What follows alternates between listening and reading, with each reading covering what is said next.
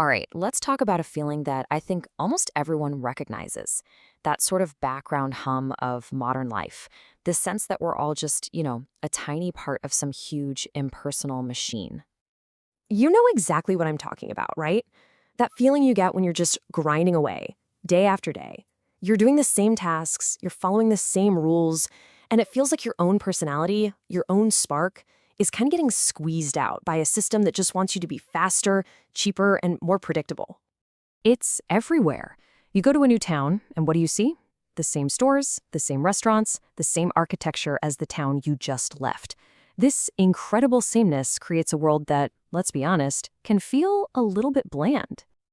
And then there's the routine. So many jobs these days are just broken down into these tiny, repetitive, totally standardized tasks. You follow the script, you hit your numbers, and then you wake up and do the exact same thing tomorrow. I mean, it is the definition of the rat race. And on top of all that, there's this relentless pressure, isn't there? This push to always be more efficient, to climb that corporate ladder, to optimize every single part of your life, even if it doesn't actually make you any happier. Well, what if I told you this feeling isn't just you? That it's not just in your head. It's actually a massive social phenomenon that sociologists have been studying for more than 100 years. So, one of the more modern names for this whole thing comes from a sociologist named George Ritzer, and he calls it McDonaldization.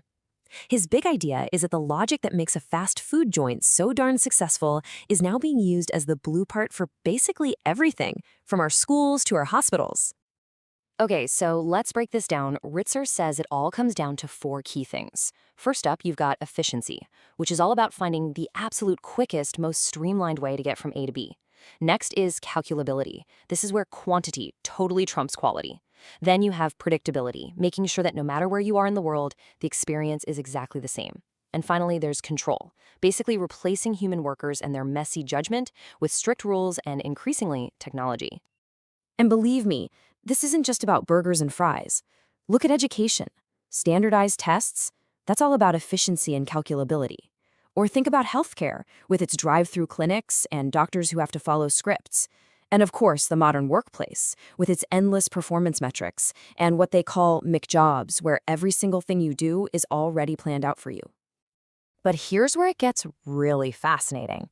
Ritzer didn't just pull this idea out of thin air. Nope. He was actually building on the work of one of the original giants of sociology, a guy who saw all of this coming a long, long time ago. His name was Max Weber, and his big idea was something he called rationalization. He noticed that society was making this huge pivot. We were moving away from a world that ran on tradition, mystery, and faith, and we were sprinting towards a new world completely obsessed with logic, calculation, and efficiency. Just think about that for a second. We went from what Weber called an enchanted world, a world full of spirits and magic and mystery, to a disenchanted one, a world that's predictable, knowable, and run not by some charismatic king, but by bureaucracy and cold, hard rules. Now, Weber could see the power in this new, rational system, but he was also terrified of where it was headed. He had this deep fear that our obsession with efficiency would end up trapping us, and he came up with this really powerful metaphor to describe it. He said that what starts as a light cloak to help us be productive will eventually become an iron cage. The original German is even more stark, actually. It translates more like a shell as hard as steel. But either way you put it, the image is pretty chilling, right? A system so rigid, so powerful that it actually becomes a prison. So what's it like living inside this cage? Well, it's that feeling of losing your creativity, your freedom. It's becoming just another cog in the machine. Life turns into this rigid, kind of dehumanized routine. And our social lives, they become more about transactions than actual human connection. It all leads back to that deep feeling of disenchantment with the world. Okay, so let's fast forward to right now. In the 21st century, Weber's iron cage has gotten a serious tech upgrade.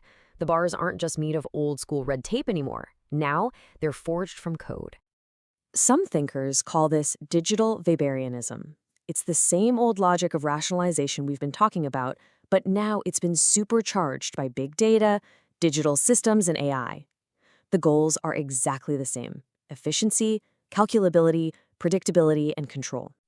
And the new bars of this digital cage? they're often completely invisible.